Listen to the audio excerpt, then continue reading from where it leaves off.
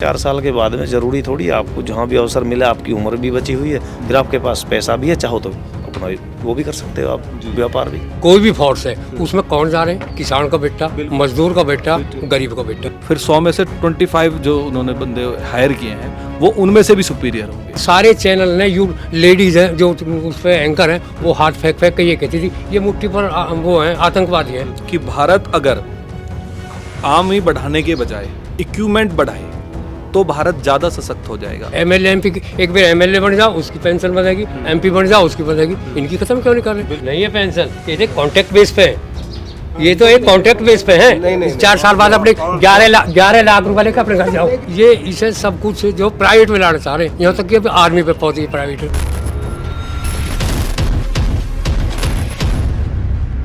अगर मैं इसी की बात करूं अग्निपथ पे, अगर आप कुछ क्या कहना चाहेंगे? आप युवा हैं तो उस हिसाब से कैसे देख रहे हैं आप? देखिए, अग्निपथ एक ओकेशन है लोगों के लिए। 17 साल का बच्चा, 18 साल का बच्चा 12th तो पास कर लेता है, उसके बाद 3 साल में वो डिग्री प्राप्त करता है। और भारत में 80% लोग ग्रेजुएशन के बाद भी कैपेबल नहीं है जॉब्स के। बिल्कुल। दूसरा, उनमें अनुशासन नहीं है।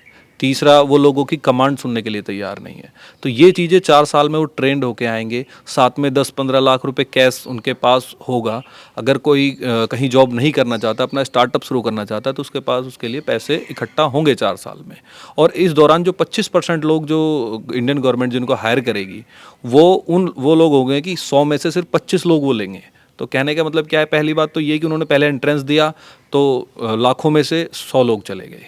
फिर 100 में से 25 जो उन्होंने बंदे हायर किए हैं वो उनमें से भी सुपीरियर होंगे। तो यानी इंडियन आर्म फोर्सेस को बहुत ही ज़्यादा बेनिफिट मिलेगा, टैक्टिक्स से भी, हेल्थ से भी और एजुकेशन से भी। तो इस चीज़ों को लेके अगर हम बात करें, 6 महीने ट्रेनिंग होने के बाद 4 साल के बाद 25% लोग बचेंगे, 75% तो निकल जाएंगे। हाँ, तो कहीं ना कहीं भारत की जो सिक्योरिटी है वो डिस्टर्ब होगी, वो दिक्कत होगी। क्या लगता है आपको? नहीं, इसमें ऐसा कुछ नहीं होगा। जो लोग ट्रेंड होके वापस आएंगे वो अपने नॉर्मल लाइफ में अपना कहीं भी और यहाँ तक कि किसी भी और आर्म फोर्सेस में, जैसे CISF, BSF, CRPF, यहाँ तक कि यूपी पुलिस, दिल्ली पुलिस, किसी में भी अगर वो अपना नामांकन डालेंगे तो उन्हें 10 से 15% की छूट मिलेगी। लेकिन अगर मैं बात करूं, बात ठीक है आपकी, 17 से 21 साल में जो टाइम में लोगों को जॉब नहीं मिलती, उनको 20 से 25 लाख रुपए मिल जाएंगे। लेकिन कहीं ना कहीं दिमाग में, जैसे अगर मेरी जॉब लगती है तो मेरे दिमाग में ये रहेगा, यार 4 साल बाद तो मैं निकल जाना है मुझे, तो मैं क्यों जाऊं? मतलब एक वो दिमाग में। हाँ, वो सुनो, अगर मान लो 100 लोग भर्ती हो गए तो 100 में से 25 अंदर परमानेंट होंगे। तो जो 25 परमानेंट होने के लिए वे जो 75 हैं वो भी अपना 100 to 110% देंगे कि हम उस 25% में रिक्रूट हो जाएं। उसको अगर वो पॉजिटिव लें तो वो भी अच्छा है। हाँ, वो भी अच्छा है। अब देखने की बात यह है कि कोई भी काम हो उसके 2 पहलू होते हैं, अच्छा और बुरा। ठीक है, लोगों के सोचने के नज़रिए के ऊपर है। मैं इसे गलत तरीके से देखता हूँ तो यार मेरी नौकरी 4 साल में छूट जाएगी, फिर मैं क्या करूँगा, मुझे कोई काम नहीं है। अगर इसे सही तरीके से देखेंगे तो इनको आर्मी के बाद में सारी चीज़ों में छूट मिल जाएगी। एक तो जो युवा है जाएगा, 4 साल बाद निकलेगा तो अनुशासित होकर निकलेगा, वेल बिहेव्ड होकर निकलेगा, अच्छा रहेगा। यहाँ तक कि प्राइवेट कंपनीज जो हैं वो उन लोगों को हायर करने के लिए प्रेफरेंस देंगी। कारण ये होता है कि जो लोग आर्मी से रिटायर्ड होते हैं, आजकल आप किसी भी बैंक में चले जाओ, प्राइवेट या गवर्नमेंट, उसमें आर्मी से रिटायर्ड ही सिक्योरिटी गार्ड होता है। ठीक है, उसका रीज़न ये होता है कि वो कैपेबल होता है, सेंसिबल होता है और वो ट्रेनिंग करके आया है आर्मी में जॉब करके आया, इसीलिए उसको हायर किया जाता है। इससे अलावा जबकि उनकी उम्र 60 साल 50 साल हो रखी होती है, वो भाग के किसी को पकड़ेंगे तो नहीं, लेकिन उन पे वो रिलायबल होते हैं, वो लोग उन पे विश्वास किया जा सकता है। मतलब सरकार के इस कदम से आप उनके साथ? बिल्कुल जी। आप कुछ कह रहे थे बाबू जी?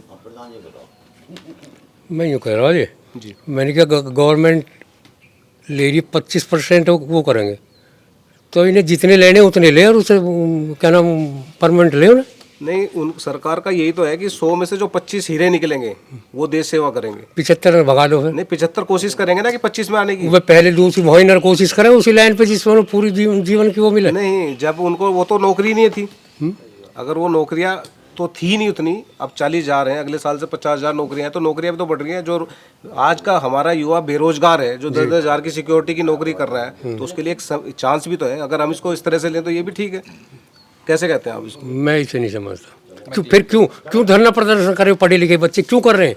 क्यों रेल फूक रहे, ऑल इंडिया में हो रहा, आप तो देख रहे होंगे, आपको चैनल भी है, क्यों फूक रहे, समझ में नहीं आ रहा उनके, समझा रहे हैं लोग बहुत, ऐसे ही किसानों को समझाया नहीं समझे, कौन मुट्ठी भर किसान, मुट्ठी भर किसान है, मुट्ठी भर कहाँ किसान, तो देश ही किसान देश है, ये तो जो जीडीपी वो किसने संभाली, है जो जीडीपी कोरोना काल में किसने संभाली, किसान ने, बिल्कुल, और वो किसान तो रीढ़ की हड्डी है। आपके चैनल, सारे चैनल ने, यू लेडीज हैं जो उस पे एंकर हैं, वो हाथ फेंक फेंक के ये कहती थी ये मुट्ठी पर वो हैं आतंकवादी हैं, आतंकवादी, मुट्ठी भर किसानों क्यों मान ली उनकी बात, मुट्ठी भर किसानों ने दिखा दी ना अपनी ताकत, दिखा दी ना? हाँ, आंदोलन किया, बिल वापस हुआ, होगा तो आप कैसे कह सकते हैं कि भाई जो किसान है वो तो मुट्ठी भर है, जो नहीं, आपके चैनल दिखा रहे जी, ऑल इंडिया के जितने भी चैनल है वो मैं चैनल, दूसरे चैनल की बात नहीं कर रहा हूँ, मैं एक नॉर्मल बात कर रहा हूँ, मैं आपके नहीं तो नहीं, आपकी और गुर्जर समाज की बात कर रहा हूँ, मैं किसान की बात कर रहा हूँ, वो क्या दिखा रहे हैं मैं उसकी बात नहीं कर रहा हूँ, लेकिन किसानों ने, समाज ने दिखा दिया ना। आज इस फोर्स में, कोई भी फोर्स है उसमें कौन जा रहे हैं, किसान का बेटा, मजदूर का बेटा, गरीब का बेटा, किसी नेता का, अभिनेता का या किसी उद्योगपति का बेटा जा रहा, अगर जाता उनका इस लाइन में तो आज उनकी पेंशन खत्म नहीं करते, एमएलए एमपी, एक बार एमएलए बन जाओ उसकी पेंशन बनेगी, एमपी बन जाओ उसकी बनेगी, इनकी खत्म क्यों नहीं कर रहे, बिल्कुल खत्म। आज गरीब को, किसान का, मजदूर का बेटा जा रहा तो उसको खत्म कर दिया, और आज ये इसे सब कुछ जो प्राइवेट में लाना चाह रहे हैं, यहाँ तक कि अभी आर्मी पे पहुंची प्राइवेट में, 4 साल की नौकरी, इनका वो बना दो, 4 साल की नौकरी निकाल ली, नौकरी निकाल ली है। आप कुछ कह रहे एक सर्वे के मुताबिक ये होता है कि भारत की जो आर्म फोर्सेस हैं उनके पास जो इक्विपमेंट है उनकी जो कॉस्ट आती है वो 3 लाख रुपए है, यानी एक बंदा जो वेपन्स, हेलमेट और वेस्ट पहन के चलता है वो 3 लाख रुपए के अप्रॉक्स होता है। यहाँ की अमेरिका की जो आर्मी है उसका एक बंदे का कॉस्टिंग 17 लाख रुपए आता है, उसकी आर्म, बिल्कुल, शूज एंड गन और हेलमेट सबको लगा के, ठीक है। यहाँ तक कि एक सर्वेयर था जिसने सिक्योरिटी फोर्सेस के ऊपर रिसर्च करी, उसने ये लिखा कि भारत अगर आर्मी बढ़ाने के बजाय इक्विपमेंट बढ़ाए तो भारत ज़्यादा सशक्त हो जाएगा, आने वाला टाइम मॉडर्न हो जाएगा, आने वाला टाइम क्या हो जाएगा कि एक्टिवेट ज़्यादा हाई फाई हथियार यूज हो। बात इनकी बाबूजी की वही है, ये भी तो ये कह रहे हैं कि भाई जब पेंशन आप फौजियों की हटा रहे हो तो अपनी क्यों नहीं हटा रहे। नहीं, पेंशन के मामले में मैं इनके साथ हूँ कि सभी की पेंशन हटनी चाहिए अगर हटनी है, लेकिन इसमें क्या है कि जो 25% लोग रह जाएंगे उनको तो पेंशन है, बिल्कुल ठीक है, 75% जो आएंगे नहीं है पेंशन, ये कॉन्ट्रैक्ट बेस पे है, ये तो एक कॉन्ट्रैक्ट बेस पे है, नहीं, 4 साल बाद अपने 11 लाख रुपए लेकर अपने घर जाओ, नहीं, जो 25% होंगे उनको जो 25% होंगे उनको सब सुविधाएं मिलेगी, सब सुविधाएं हैं उनकी, वो परमानेंट होंगे, उनका फिर कोई वो नहीं है। जो 25% आर्मी में है, जो 25% होंगे उनके लिए सब सुविधाएं हैं। मैं तो और फोर्सेस जो हैं, बॉर्डर, तिब्बत, नहीं, लेकिन अब अगर बीएसएफ है, आप बात कर रहे हैं, सीआईएसएफ है, आप अगर बात कर रहे हो, सरकार ने केवल जो आर्मी की ये भर्ती है जो 10th पास के बाद शुरू की है, तो उसके बाद शिक्षा के थोड़ी रोक दिया, आप पढ़ाई करो, एनडीए करो, आगे और पढ़ाई करो, आगे पढ़ के लिख के जा सकते हो। अब जो नहीं पढ़ रहा उसके लिए तो बहुत अच्छी बात है ना कि भाई वो 4 साल की उम्र में 22 लाख रुपए घर लेके तो आ रहा है, अगर पढ़ेगा तो आगे जाएगा। और फोर्सेसों में 22-23 तक एज है जी, वो 23 उम्र की उसकी माहौल ही, तो फोर्स तो गया वो। नहीं 23 साल तो इसकी, तो ये तो देखो, इसको आप दूसरी तरीके से देखो, मान लो मैं हूँ, हम 10 लोग बैठे हैं, 3 लोग का माइंड सेट होगा कि शुरुआत से ही भाई हमें तो फौज में जाना है, 17 साल के बाद ये करना है, बाकी 2 का यह है कि नहीं मुझे तो पढ़ाई करके डीएम बनना है या कुछ और बनना है, वो अपनी तैयारी अलग करते रहो। मेरा मतलब तो ये, जितने गवर्नमेंट है आर्मी में वो चाहिए कैंडिडेट उतने ले, और उनको जो और सब सुविधा उन्हें सब देवे उन्हें, ये नहीं है कि 75% को निकाल कर अलग करा, मेरा मतलब ये है। ठीक है, इसमें तो युवाओं को अवसर मिलेगा, रोजगार मिलेगा, और 4 साल नौकरी करने के बाद में उन्हें आगे के लिए भी एडजस्ट हो सकते हैं। अभी और फिर सरकार ने इसको भी अपडेट करके थोड़ा सा ये किया है कि साल में कम से कम 30 छुट्टियां मिलेगी। जी जी जी, और उनके अलाउंस वो भी बढ़ा दिए हैं, उनको जो कैंटीन सुविधा है उस तरह की चीज़ें भी की गई है। जी जी जी, तो वो बहुत बढ़िया रहेगा। 4 साल के बाद में ज़रूरी थोड़ी आपको जहाँ भी अवसर मिला, आपकी उम्र भी बची हुई है, फिर आपके पास पैसा भी है, चाहो तो अपना वो भी कर सकते हो आप, व्यापार भी। उससे ज़्यादा जैसे अंकल जी कहे थे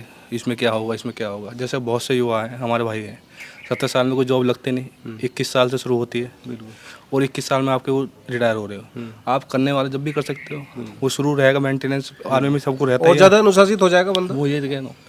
और सबसे बड़ी बात, अब जैसे हमारे पास पैसे नहीं है तो हमारे पास वो पैसे भी होंगे, कुछ काम करना चाहते हैं तो अपना काम डाल सकते हैं। बिल्कुल, वो ये अब सबका अपनी सोचने का नज़रिया है, किसको अच्छा लगता है, किसी को बुरा लगता है। और इसमें आप साथ साथ आपकी ग्रेजुएशन कंप्लीट हो रही है, नहीं 12th की वो देगी, उसके बाद आगे बढ़ के आदमी उसको कर सकता है चीज़ों को लेकर। अभी आज ही की जो न्यूज़ है उसमें 30 दिन की छुट्टी और जो अलाउंस है वो भी स्टार्ट अब धीरे धीरे बढ़ाते जा रहे हैं। पहले सिर्फ सीआरपीएफ में था, अब तो के यूपी पुलिस में सब गवर्नमेंट धीरे धीरे कर रही है, सब में कर रहे हैं धीरे धीरे 25%। ये बहुत धीरे 25 करते हैं, अब देखिए कितना बढ़ जाएगा।